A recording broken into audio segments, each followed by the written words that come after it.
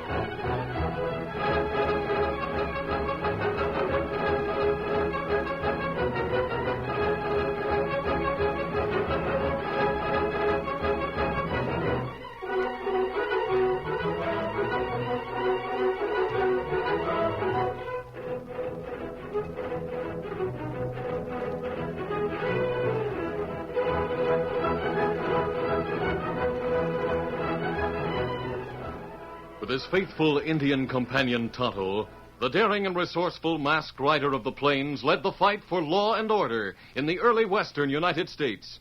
Nowhere in the pages of history can one find a greater champion of justice. Return with us now to those thrilling days of yesteryear. From out of the past come the thundering hoofbeats of the great horse Silver. The Lone Ranger rides again. Come on, Silver. Let's go, big fellow. Hi-yo, Silver! Hi!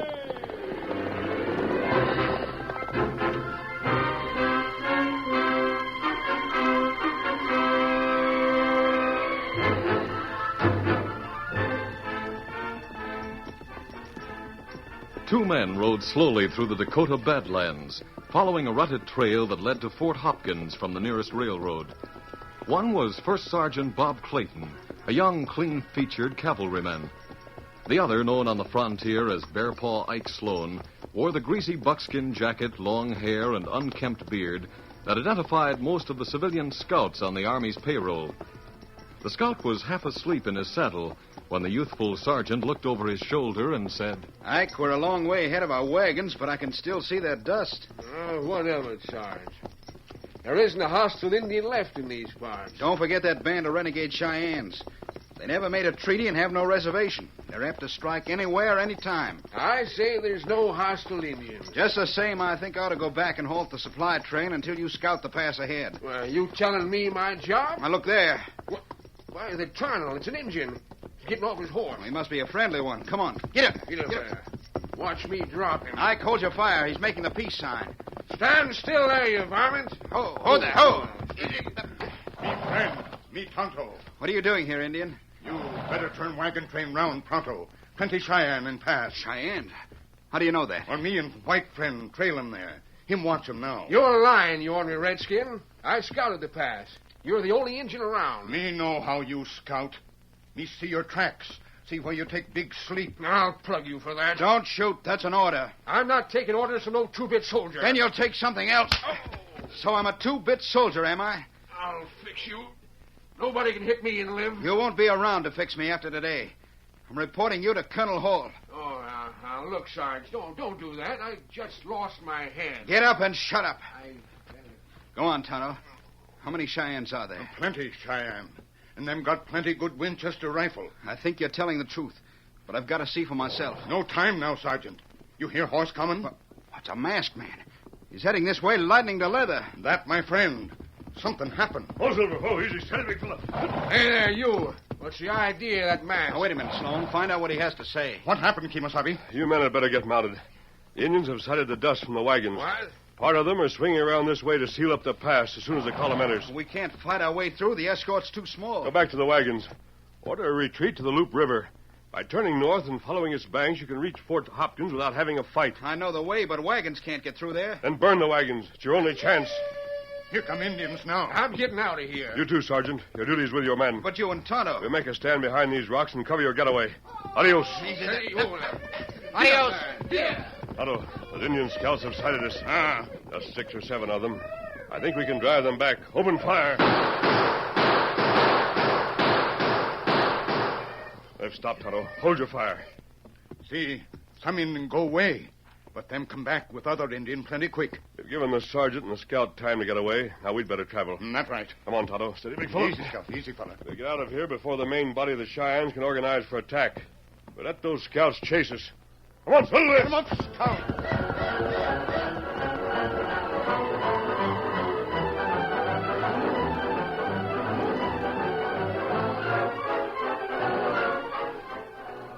It was several hours later, and the usually busy headquarters of the commanding officer at Fort Hopkins was deserted except for Colonel Hall and his adjutant. The colonel, whose stern face and inflexible will had gained him the Army nickname of Iron Jaw, had been standing at a window overlooking the parade ground. Suddenly, he turned on his aide and cleared his throat. Captain Judd, I have something to say to you. It concerns your daughter. Helen, sir? I want you to send her back east. Colonel Hall. Is that an order or a You request? know very well I have no authority to give such an order, since the War Department now permits officers to install their families in posts free from danger. Well, may I point out that you just finished writing a report that there are no hostile Indians in the territory? That has nothing to do with it. Miss Judd is in no danger. She is the danger. Will you explain that statement, sir? She is the only young woman at a post garrisoned by 1,000 men. Well, that's so.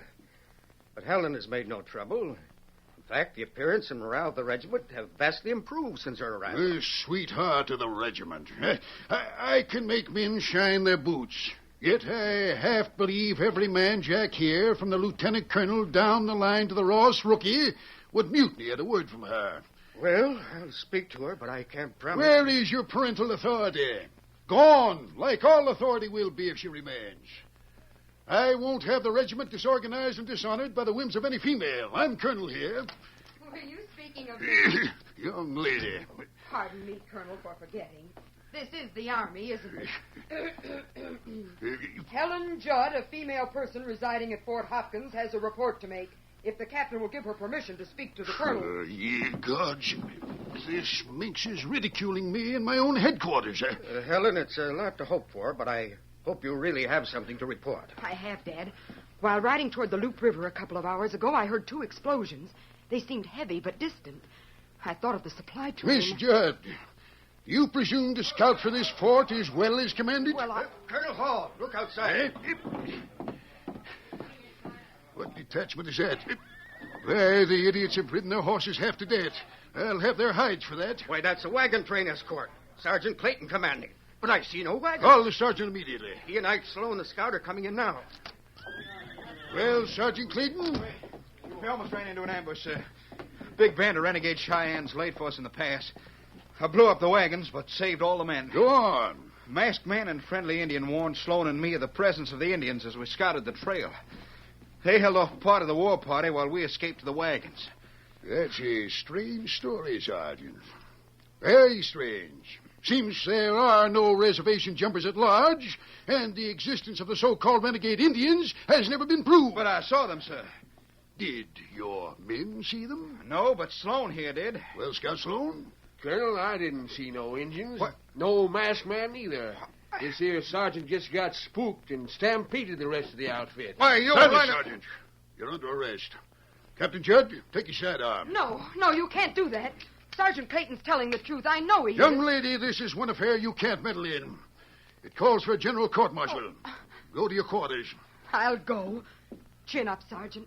I'm still on your side. What am I charged with, sir? Destruction of government property and cowardice. Wartime regulations still prevail here, and conviction will carry the penalty of death.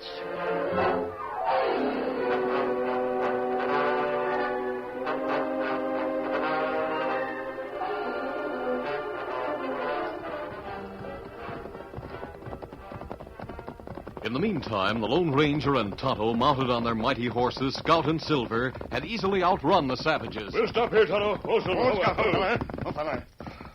We've shaken off the Indians. Steady, big fellow. Easy, Scout. Good boy, Silver, good boy. It was a long chase, but well worth it. Every soldier must have escaped. Well, what army do now? Send big force after Indians? So I expect. But from what you've told me about that fellow who was with the sergeant, the troops will need dependable scouts. And that's so. Maybe our job not done yet. No, it isn't. We'll rest our horses here until dark. Then turn and follow those Cheyennes again.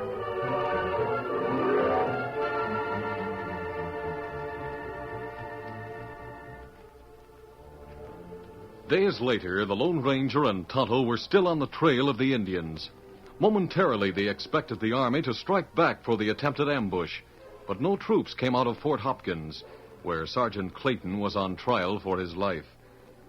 5 officers constituted the court-martial, sitting at a long table with their campaign hats and sabers in front of them. As president of the court, Colonel Hall occupied the middle chair. The sergeant sat at the other end of the room. In the open space, Major Elliott, the Army advocate, was on his feet speaking. You've heard the prisoner testify in his own behalf. You've heard his story. And I dare say no man charged with a military crime ever told one as fantastic. Where is this masked man? Why isn't he here? I'll tell you why. There is no such person. Mr. President, gentlemen of the court. The court recognizes Lieutenant Wayne as representing the prisoner. We know only too well that we need the masked man's testimony to offset the lies to which Ike Sloan has sworn. We're doing everything possible to find the man. It may be that he's an outlaw or army deserter who won't appear voluntarily. For that reason, we've spread reward notices throughout the territory, offering $2,000 to anyone who'll produce him here at the fort. We need time to get results. So I ask an adjournment. Who put up that reward? Miss Helen Judd, sir. Eh? The men of the regiment helped to raise it. That's enough. The trial will proceed.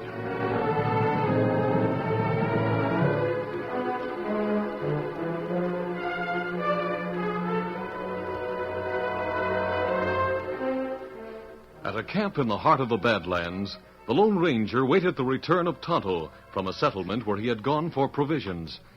The masked man was busy sketching a map of the region when his Indian friend appeared, riding hard. Whoa, Scout. Hold on. Easy, Scout. Easy. Well, Tonto, I found the Cheyennes' hideout while you were gone. Not good. They have a permanent camp at the headwaters of the Loop River. Did you learn if there are any troops around? No, me not here. But me find this in town. What is it? A reward notice? And for you, Kimasabi. You take it. States that I'm wanted as a witness in the court-martial of Sergeant Clayton. That must be the sergeant we met at the pass. Me think Scout with him, get him into trouble. Here, Silver. Now, where we go? Fort Hopkins. Steady, big fellow. Easy, Scout, easy. Come on, Silver. Get him up, Scout.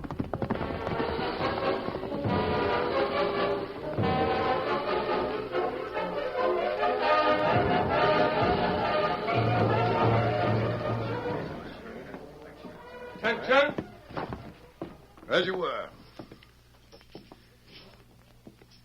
The judges of this court have considered the case and reached a decision. Bring the prisoner forward. Halt. Robert Clayton, we have found you guilty as charged.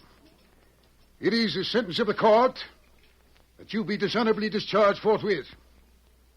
Corporal of the guard, remove his buttons and chevrons. It is further adjudged that you be removed to the guardhouse and there kept in close confinement until sunrise of the first Friday of the month ensuing, at which time, in accordance with the Articles of War, you will be shot by a firing squad. Dismissed.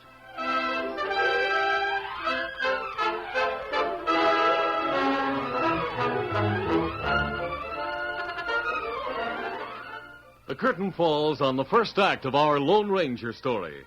Before the next exciting scenes, please permit us to pause for just a few moments.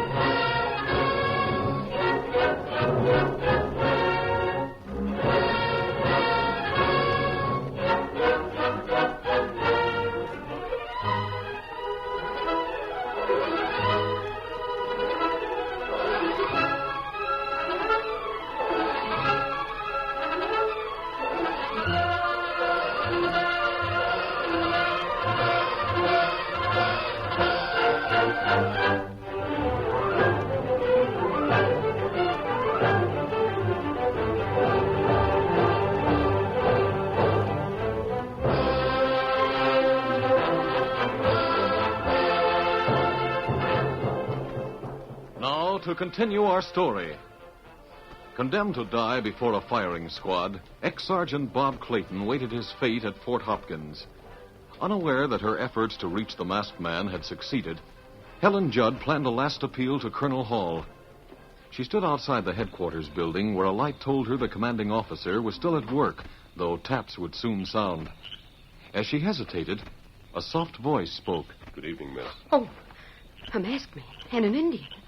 Why, you must be the ones Are you, Miss Judd? Yes, I am. We've been riding day and night since we saw your notice. Later we read of the trial in the newspapers. Bob Clayton has one more day to live. What are you going to do? I'll see the colonel first. Wait here, Tonto. Oh, you wait. Colonel Hall. So, a masked man. I fully expected the Judd girl would try to put something over on me. Put something over on you? Yes, I thought she'd persuade one of the soldiers to dress like that and come here wearing a mask to confirm that preposterous story. Remove that mask. Colonel Hall, I'm not one of your men. I wear this mask for personal reasons, known to General Gates. General Gates? Make me take it off, and you'll hear from the general. I wonder... I am the man who told Clayton to burn the wagons and retreat. I'll testify that the pass was filled with Cheyennes. Indeed. And why didn't you appear during the trial? We've been following those Indians. We can lead you to the place where they're camped. So, Miss Judd wants to delay the execution by luring the regiment out on a wild goose chase, eh? I'm speaking the truth, sir. As a matter of simple justice, you should investigate. I've tolerated your presence only through curiosity. If you value your life, you'll get out this moment and stay out. I respect the uniform you wear too much to force the issue now. Yes. I'm going. But we'll meet again. What happened, masked man? The colonel wouldn't listen to me. Maybe we can wring the truth out of that lying scout. Ike Sloan's away from the fort. We haven't time to hunt him down. Whatever we do must be done soon. Tomorrow my father is sending me east with my aunt. I see. In that case, there's a chance that we can save Clayton. But it's a slim chance and means danger for you. I'll risk it. What's your plan? Listen closely.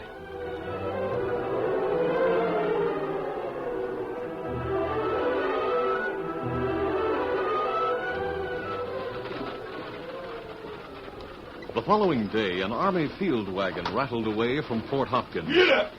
Two soldiers were perched on the high driver's seat. Helen Judd and her maiden aunt Sophia were in the box occupying camp chairs. Get along there. The elderly spinster had her face turned toward the distant fort. She was saying, Gracious me.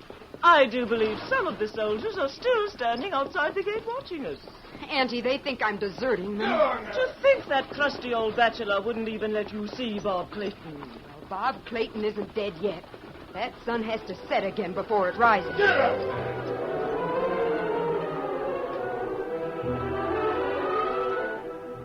From the cover of a thicket beside the trail, the Lone Ranger and Tonto watched the field wagon lumber toward them. The Lone Ranger was disguised as a Cheyenne chief, and his companion had put on war paint.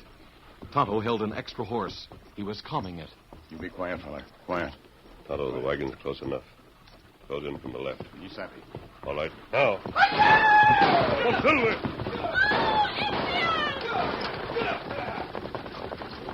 Shoot, soldiers, shoot! Help me! Help me! Take you! You let loose of her, you red rapscallion. Get him up. Oh, they've got her!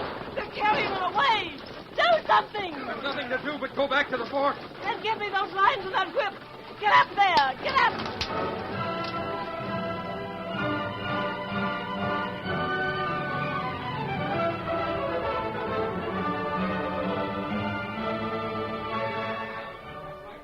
Captain Judd, look out and see what's causing that uproar. Yes, sir. Sounds like your daughter had come back and turned my outfit into a mob again. The wagon is back. But Helen isn't on it. Eh? Something's happened. Indeed. Here comes her Aunt Sophia now. Yeah, that old maid. Indians have got Helen. A big chief took her from the wagon right inside of the fort. My daughter. Well, let the chief have her. She'll soon be running the tribe. Why, you old curmudgeon. Do you know what you're saying? Pardon me, Miss Sophia, but I don't believe your niece was captured. This is one of her tricks. Aren't you going to do anything? I am not. Issue an order confining the regiment to quarters until after sunrise tomorrow. Colonel, the men are going for their horses. By whose orders, Major Elliott? Nobody, sir. They're acting on their own. Wait. That's mutiny. Get out there, all you officers. Put a stop to it. I'm resigning my commission, Colonel. You what, Captain Judd? I'm riding with a man, mutiny or not. So am I. That goes By heavens, I'll stand all you men against the wall. Well, that'll be quite a job for one man, Colonel. Betrayed by my officers. Deserted by my men. Mocked by an old maid. You'll what? You brass-button mule. I'll ride too. Bugler, sound boots and saddles. Mr. Fire, hand me my saddle.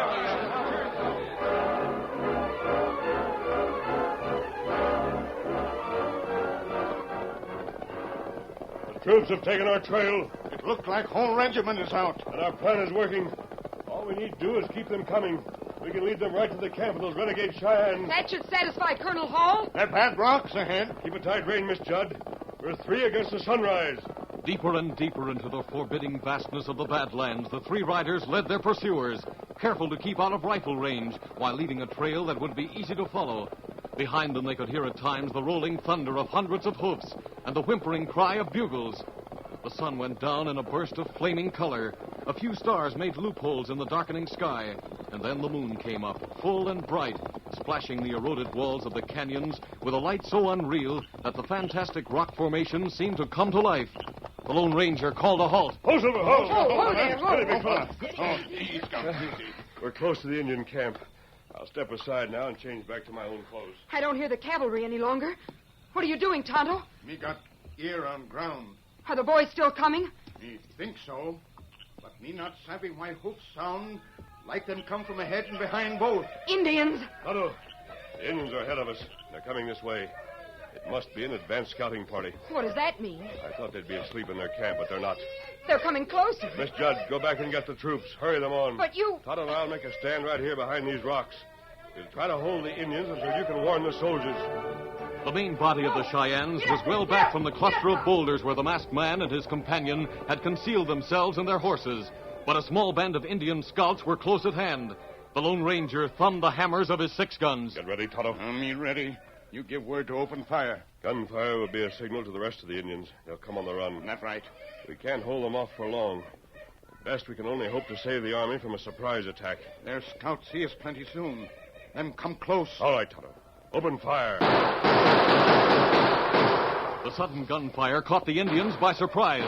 2 of the scouts turned back and dashed toward the main body of the Indians, but the others, half a dozen of them, leaned low over the backs of their ponies and came on toward the boulders, screaming and firing.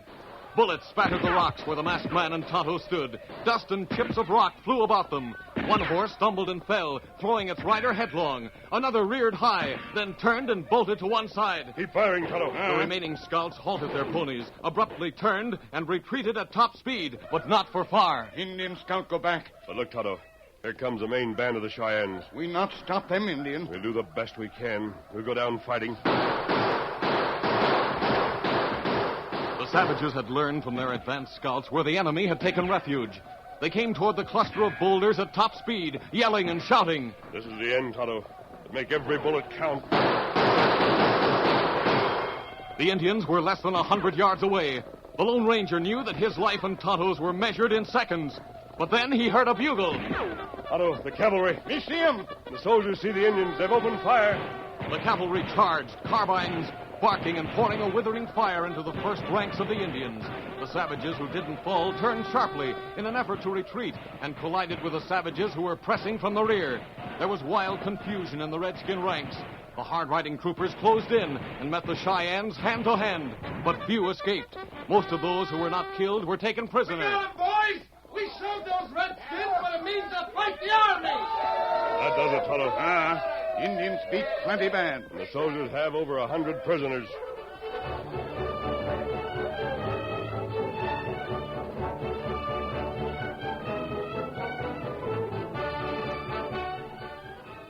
The red glory of a new day spread over the Badlands. It was sunrise, the hour when young Clayton had been doomed to die. With the entire regiment looking on, Colonel Hall faced the Lone Ranger and Helen Judd. Well, masked man, we meet again. My apologies and thanks to you. And you also, young lady. Colonel, your head. You're wounded. A mere scratch that only a woman would notice. Are you satisfied now that I told the truth, Colonel Hall? Seeing is believing, sir. As Caesar said, Weeny weedy weaky. I came, I saw, and I beat the Cheyennes. They're all prisoners. Have you questioned them? I have. They admitted trying to ambush the wagon train, but they deny kidnapping Miss Judd. Of course, that kidnapping was a hoax, as you'll admit now. I admit nothing, Colonel, but I want to know about Bob Clayton. He'll be freed and restored to rank with honor. And that scout, Ike Sloan, will pay for his perjury. And now what? It's Auntie coming up in a field wagon. Whoa, you hammer-headed Mustangs, whoa! What's the meaning of this, woman? I brought this wagon out to get the wounded. Where are they? The Colonel is the only casualty. Oh, you, eh? And in the head? If... It's too bad the Indians didn't hit you in a vital place. Pray you... Well, get off that horse and into this wagon where I can tend you. I'll do nothing of the sort, you harridan... Colonel? Yes, Miss Sapphire, I'm coming. Give the colonel a cheer, boys! Another for the sweetheart of the regiment! And another for the masked man! Well, I know when I'm beaten. But there's one thing I'd like to know before you women take over. Who is the masked man? Colonel, he's the Lone Ranger.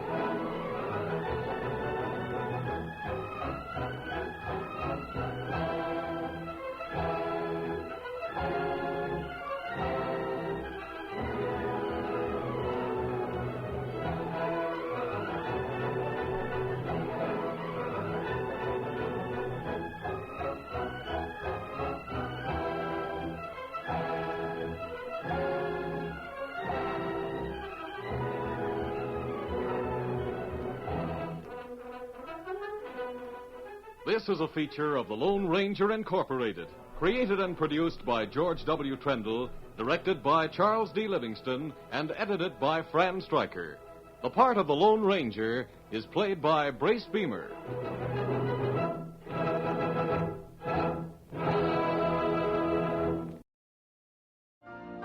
You've been listening to the OTR Gold Network. Find more classic radio at otrgold.com.